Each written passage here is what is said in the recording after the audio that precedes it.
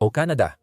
Kamakailan, napapabalita, ito bilang ika-51 estado ng Amerika dahil sa maraming problema. Ang pagbibitiw ng punong ministro, mataas na presyo ng pabahay, at komplikadong relasyon sa tanging kapitbahay. At pinakamalaking katuwang sa kalakalan ay nagdudulot ng problema sa ekonomiyang hindi na kasing lusog ng 10 taon na ang nakalipas. Mataas pa rin ang kita at maunlad na ekonomiya ng Canada. At kailangan pang lumala ng husto ang sitwasyon bago ito magbago. Pero hindi ibig sabihin na hindi binabantayan ng mga ekonomista ang mga nangyayari dito. Dahil malamang na ang mga nangyayari dito ay mangyayari rin sa maraming iba pang ekonomiya sa buong mundo. Mukhang Canada lang ang unang nakaranas nito. Di lang sa Canada ang issue ng spekulasyon sa real estate, pag-asa sa likas na yaman, tumatandang populasyon, at mabagal na produktibidad dahil sa di tiyak na pulisiya sa imigrasyon. Mas niyakap ito ng Canada kumpara sa iba. At ngayon ay nararamdaman na nila ang epekto. Bago tayo mag-focus sa negatibo, halimbawa ang Canada, kung paano iba-iba ang paraan ng mga ekonomiya sa pagharap sa epekto ng desisyon. Ano ang buod ng kasalukuyang problemang pang-ekonomiya ng Canada? Maayos kaya ito? Ano ang mangyayari sa ekonomiya kung hindi ito masolusyonan? Binago ng internet ang ekonomiya, inalis ang hangganan, pinagdugtong ang negosyo, at pinadali ang pagkuha ng impormasyon. Nakakatuwang isipin na nag-iiba pa rin ang internet access mo depende sa lokasyon mo. Minsan pinapanood mo ang paboritong palabas mo, kinabukasan wala na ito. Or nagbubook ka ng flight, tapos biglang nagbago ang presyo.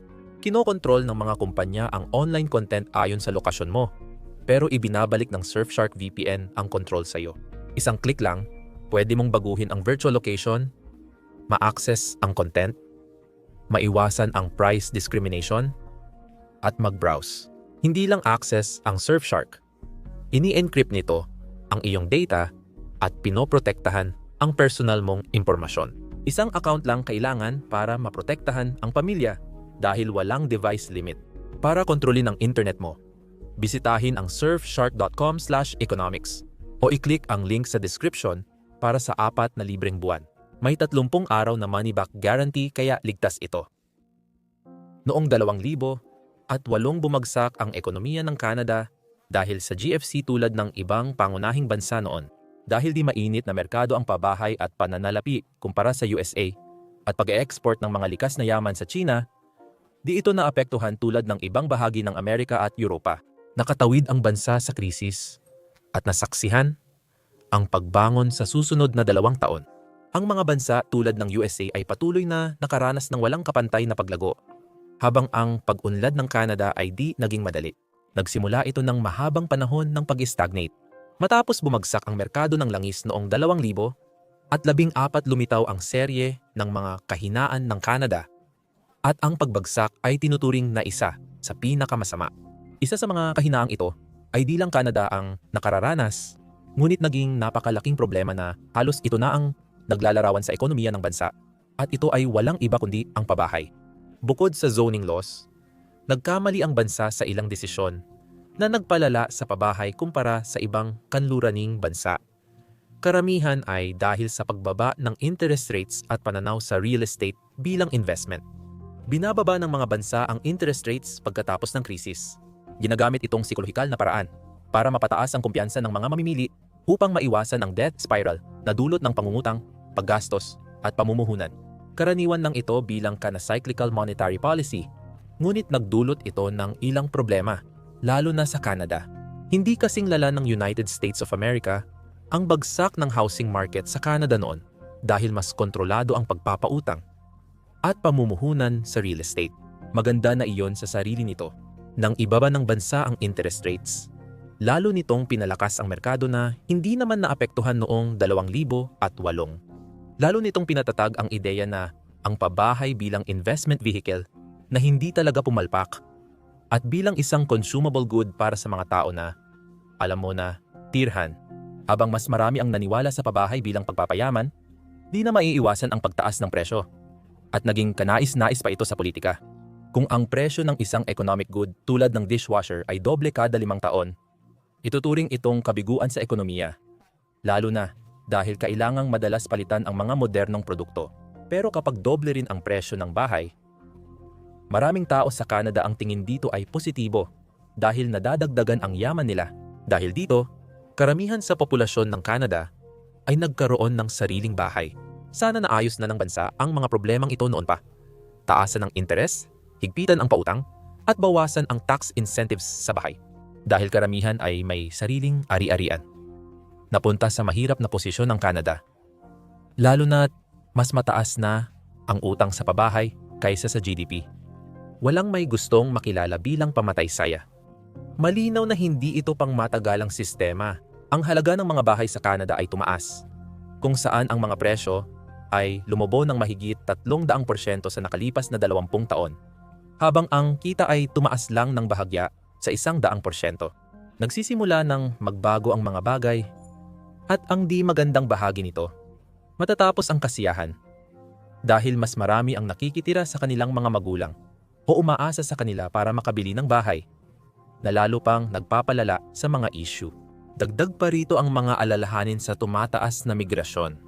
Sa kabuuan, malabong magbago ng malaki ang pamilihan ng pabahay sa Canada. Karamihan ay di handang tanggapin ang mga pabadyapagen, ang mga pagbabago sa patakaran na magpapamura ng mga bahay dahil ang kanilang yaman ay nakatali sa equity ng bahay at ayaw nila na malaki pa ang utang nila kaysa sa asset. Sa totoo, ang problema sa bahay ay sintomas lang ng mas malaking issue sa Canada. Mabagal na produktibidad at pagkawala ng bihasang manggagawa. Bilang kapantay ng US, maaaring nakakagulat malaman na may malaking pagkakaiba sa produktibidad ng karaniwang Canadian at ng karaniwang mamamayan ng United States. Marami silang pagkakatulad sa kultura pagdating sa libangan, common law, edukasyon, at teknolohiya. Pero ang mga Canadian ay kaunti ang produkto kaysa sa Amerikano sa kabilang panig. At kahit na may sumusubok na paliitin ang pagkakaibang tulad ng oras ng trabaho, kung saan ang mga mamamayan ng US ay gumugugol ng 6% na mas maraming oras, tandaan na kahit i-adjust ang mga oras ng trabaho, mas 30% pa rin ang produktibidad ng mga mamamayan ng US kaysa sa Canadian. Kahit tingnan pa ang dalawang bansa, batay sa bawat industriya, nuhuli pa rin ang Canada. At di dahil sa tamad na mga manggagawa, karamihan dito ay nauuwi sa pamumuhunan. Mas malaki ang puhunan ng US para maging produktibo. Tinalakay na natin ang konseptong ito. Kaya paiikliin natin, pero para makagawa ng kahit ano, may 3 pangunahing pangangailangan ang bawat bansa: lupa, paggawa, at kapital. Ang paggawa ay napapabuti sa pamamagitan ng mas batang populasyon. Mas nagiging produktibo ang lupa kapag may mga likas na yaman at nasa tamang lokasyon. Ang kapital ay kinabibilangan ng makinarya o infrastruktura na tumataas ang halaga sa bawat pamumuhunan at lumilikha ng mas maraming bagay. Ang pagpapabuti sa alinman sa mga salik na ito ay may positibong epekto. Halimbawa, ang paggamit ng makabagong pataba, genetically modified na halaman, at makinarya sa pagsasaka ay nagpapahusay sa episyensya, nagpapataas ng ani, at nagpapababa ng aksaya at pisikal na paggawa kahit limitado ang lupa. Mas kapansin-pansin ito sa pagsasaka at pagmamanupaktura na gumagamit ng kagamitan. Ngunit pati sa teknolohiya na tila pang-opisina lang, umaasa pa rin sa mahal na teknikal na infrastruktura na hindi natutugunan ng Canada. Mas malaki ang pamumuhunan sa USA kaya mas maganda ang kagamitan. Mas maraming inobasyon at mas nangingibabaw. Humihina na ang Canada sa marami sa mga nabanggit na larangan sa loob ng halos 40 taon. Ang likas na yaman na dating nagbibigay ng 26% ng ekonomiya ng bansa ay ngayon ay nagbibigay na lang ng mas mababa. Ang agrikultura ay bumaba at ang pagmamanupaktura ay kalahati na lang ng ambag nito noong 1,980. Siyempre, porsyento ito kaya may pumapalit sa lugar nito. Ang ekonomiya ng Canada ay nasa yugto ng pagreretiro na may 2 pangunahing pagbabagong nakaapekto sa estadistika. Tumatandang populasyon na inuuna ang kalusugan, habang ang mayayaman ay nag-financialize ng sistema at ini-invest ang pera sa real estate. Dahil dito, nanatiling nakatago sa pandaigdigang pagsusuri ang nawalang dekada ng Canada. Sa kabila ng krisis sa pabahay, karamihan sa mga Canadian ay nakapag-ipon ng malaki, lalo na matapos ang pandemya dahil sa mababang delinquency at limitadong supply na nagpapanatili ng mataas na presyo. At ito ay naging hamon, lalo na pagdating sa tunggalian ng Canada, laban sa maingay na kalbong agila. Dahil sa tumatandang populasyon, ibang-iba na ang Canada ngayon kaysa 10 taon na ang nakalipas.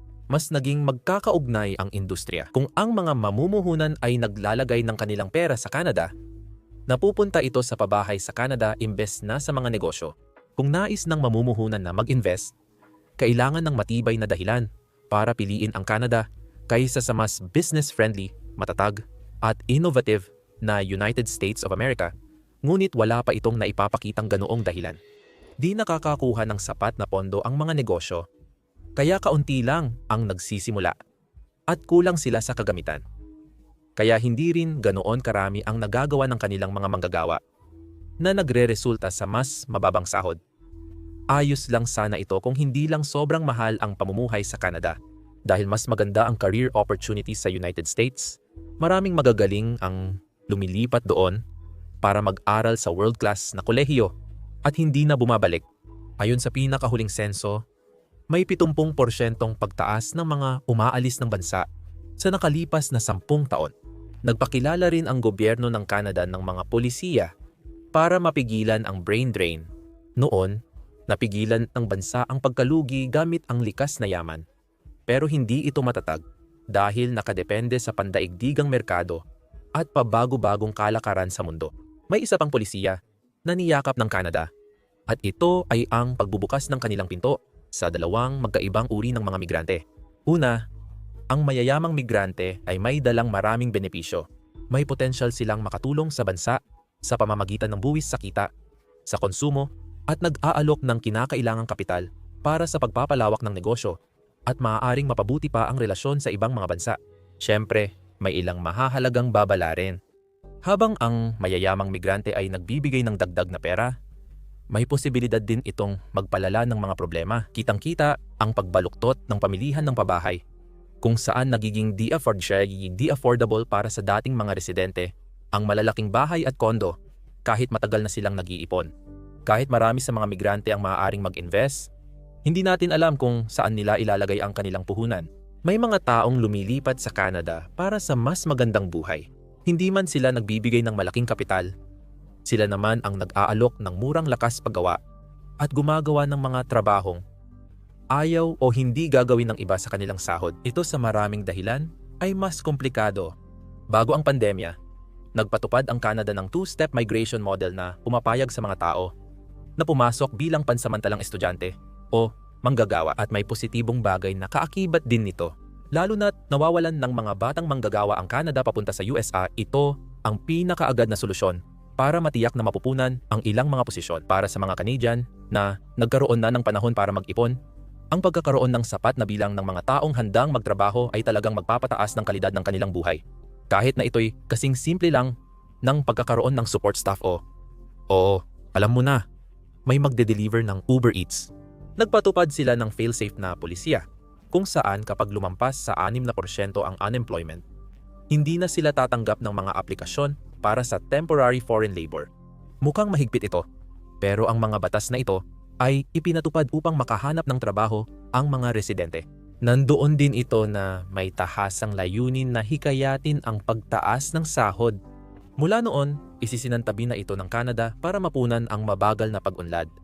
Nakatulong ito, pero nagmahal ang pabahay at nagdala ng kompetisyon sa merkado ng paggawa at nagpalala ng issue tulad ng brain drain dahil ang mahuhusay na manggagawa ay madaling lumipat sa United States of America kung saan mas malaki ang kita at malamang na mas mababa ang gagastusin sa bahay.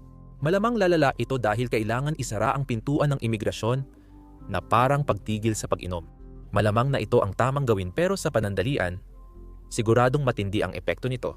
At tila hindi pa sapat lahat ng ito, ang dating tahimik na kompetisyon ng Canada at United States of America ay hindi na ngayon tahimik.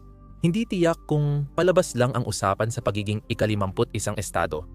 Pero ang mga banta ng taripa, kahit hindi na ipapatupad, ay nakakaapekto na sa mga marurupok na industriya na kailangan ng bansa ngayon. Sa kabila ng negatibong balita, may paraan pa ring makaahon ang Canada. Nasa kanila kung ano ang papahalagahan nila. Halimbawa, malaking problema sa Canada ang kulang na infrastruktura at gumagastos sila ng mahigit $200 bilyong para dito. Kung ang gobyerno ay gagastos sa pangmatagalang pagpapabuti, mahihikayat nito ang matagalang trabaho at oportunidad para sa mga bihasang manggagawa. Isa sa mga mas hindi halatang dahilan kung bakit mas mahirap itong lutasin ay ang estruktura ng pamahalaan ng Canada, kung saan ang mga lungsod ang may malaking pasan ng gastusin. Kaya't nagiging problema ito ng iba.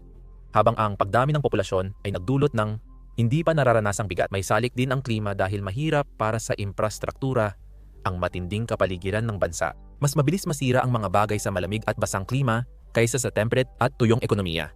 Mas mahirap sa hilagain ng bansa kung saan ang transportasyon ay malaking gastos. Imposibleng malampasan ng Canada ang US sa mga insentibo. Pero hindi ibig sabihin na hindi kayang pabagalin ng Canada ang pag-alis ng mga mamamayan nito sa pamamagitan ng paglalaan ng pera para sa mas mahusay na automasyon at mga kasangkapan sa industriya at sa pagsisikap na gawing mas sulit ang mas katamtamang kita, lalo na pagdating sa pabahay. Nagsimula na silang gawin ito kamakailan, pero kailangan pa nilang maging mas agresibo para makabawi sa nawalang panahon. Kakaunti lang ang reserba nila dahil sa mabilis na imigrasyon, mataas na utang sa pabahay, hindi pantay ang yaman, matinding brain drain, at pansamantalang pagkawala ng liderato. Ang pagtanggi ng Canada na kumilos agad ay nangangahulugan na magiging doble ang hirap nila sa pag-ahon mula sa kanilang problema. Ngayon, maraming pagkakahawig ang Canada sa Espanya 20 taon na ang nakalipas. Isang kwentong hindi maganda ang kinahinatnan. Hindi natin alam ang hinaharap, pero pindutin mo ang video sa screen para makita kung may pagkakatulad. Salamat sa panonood, pare.